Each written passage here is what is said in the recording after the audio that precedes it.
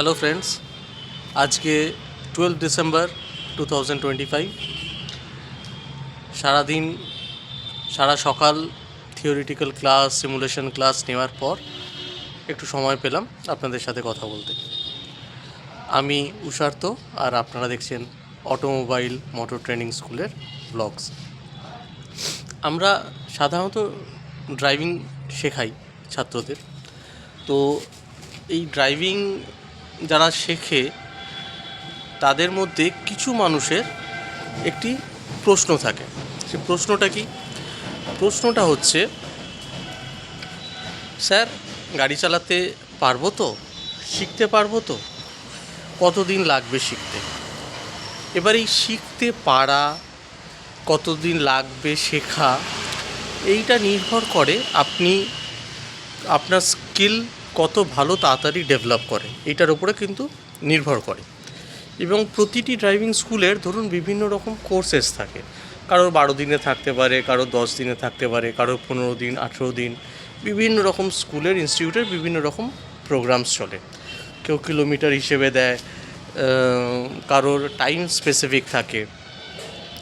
তো এইটা শেখাটা সম্পূর্ণ কিন্তু টিচারের ওপর যতটা নির্ভর করে, ঠিক একইভাবে কিন্তু যে শিখছে তার উপরেও কিন্তু অনেকটা নির্ভর করে সে ড্রাইভিং কত ভালো করবে এবং কত তাড়াতাড়ি ব্যাপারটাকে অ্যাবজর্ব করবে।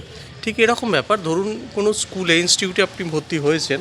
স্কুলে যখন আমরা পড়াশোনা করতাম তখন স্কুলের স্যার টিচার আমাদের একই ধরনভাবে সবাইকে শেখাতো, কিন্তু প্রথম ক্লাসে ফার্স্ট কিন্তু সবাই হতো না। ফার্স্ট কিন্তু একজনই হতো, সেকেন্ড একজন হতো, থার্ড হতো একজন। এইভাবে আপনি আপনার স্কিলটা ড্রাইভিংয়ের ক্ষেত্রে কত ভালো ডেভেলপ করবে সেটা কিন্তু সম্পূর্ণ আপনার উপরই নির্ভর করবে যে আপনার ডেভেলপমেন্টটা কীরকম হবে।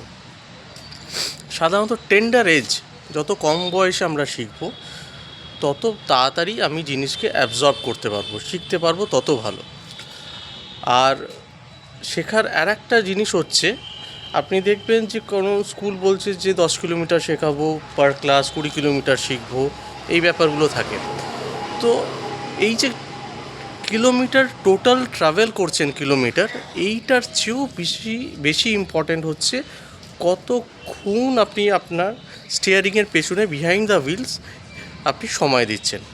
কারণ 20 কিলোমিটার, 30 কিলোমিটার একটা সোজা রাস্তাতে টানা একটা গিয়ারে দিয়ে হই হই করে চলে যাওয়া, হয়তো 1 ঘন্টা বা 45 মিনিট সময় লাগলো।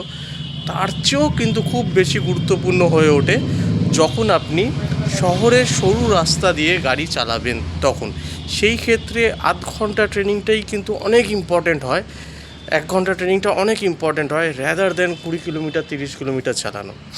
এই পার্টটা কিন্তু খুব ইম্পর্ট্যান্ট। তো কারণ তার সেই রাস্তার মধ্যে তখন আপনি কী করছেন, ছোট রাস্তাতে টার্নস আপনাকে বেশি নিতে হচ্ছে ড্রাইভিংয়ের জন্যে। আপনাকে বারবার গিয়ার চেঞ্জ করতে হচ্ছে, ক্লাচ ব্রেকের ব্যবহার যত ভালো বেশি করতে হচ্ছে। এইগুলো কিন্তু খুব ইম্পর্ট্যান্ট হয়ে ওঠে। তো এই time behind the wheels, time যত দেবেন আপনি তত ভালো গাড়ি চালানো শিখবেন, আর তত দ্রুত শিখবেন যত টাইম আপনি বেশি দেবেন। আর অনেক স্টুডেন্ট আছে কি সপ্তাহে 1 দিন করে ক্লাস করে। এবার 1 দিন করে ক্লাস করলে ধরুন আজকে শিখে গেলেন আপনি, আবার 1 সপ্তাহ পর আপনার সময় হলো, আপনি শিখতে আসছেন। এবার এই 7 দিনের গ্যাপ যে হলো আপনার, এতে সাধারণত 1 সপ্তাহ আগে যতটা প্র্যাকটিস করেছিলেন সেটা কিন্তু আবার নেমে 80% নেমে গেল। তো যত টাইম আপনি বেশি দেবেন, যত ট্রেনিংয়ের ডিউরেশন বাড়াবেন, যত ঘন ঘন আপনি ক্লাসেস অ্যাটেন্ড করবেন, তত ভালো কিন্তু সাধারণত তৈরি হতে হবে। হ্যাঁ, ট্রেনারদেরও নিশ্চয়ই কিছু ব্যাপার থাকে এর মধ্যে।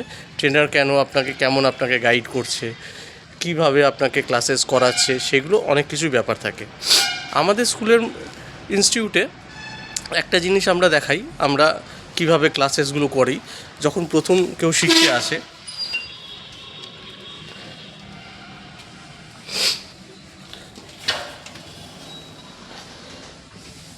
একটু আলো লাইটসগুলো চালিয়ে নিই।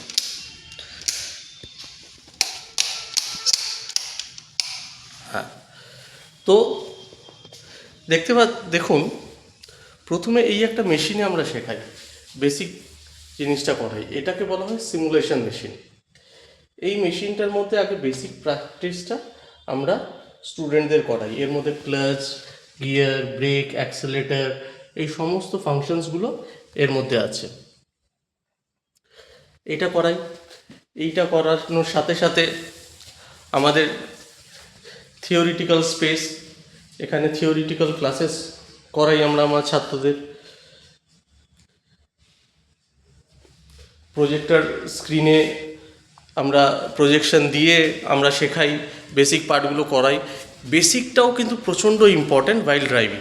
আপনার ক্ষেত্রে যদি বেসিকটা আপনার ক্লিয়ার না থাকে তাহলে কিন্তু ক্লাচ কেন করছি, কতটা ক্লাচ করতে হবে, কতটা ছাড়তে হবে, এই পার্টগুলো কিন্তু সমস্ত জিনিসগুলোই কিন্তু খুব গুরুত্বপূর্ণ ওয়াইল লার্নিং টু ড্রাইভ। তো আজকের ভিডিও এইটুকুই থাক। সামান্য একটু ইনফরমেশন শেয়ার করলাম যে ফোকাস আপনারা যেটা করবেন সেটা হচ্ছে ওয়াইল ড্রাইভিং কতক্ষণ টাইম আপনি বিহাইন্ড দ্য হুইলস আপনি স্পেন্ড করছেন, কত ন্যারো রোডে আপনারা গাড়ি চালাচ্ছেন, এইটার উপরে বেশি ফোকাস করুন র্যাদার দ্যান কিলোমিটার কত বেশি আপনি চালাচ্ছেন। থ্যাংক ইউ আজকের জন্যে, বাই বাই।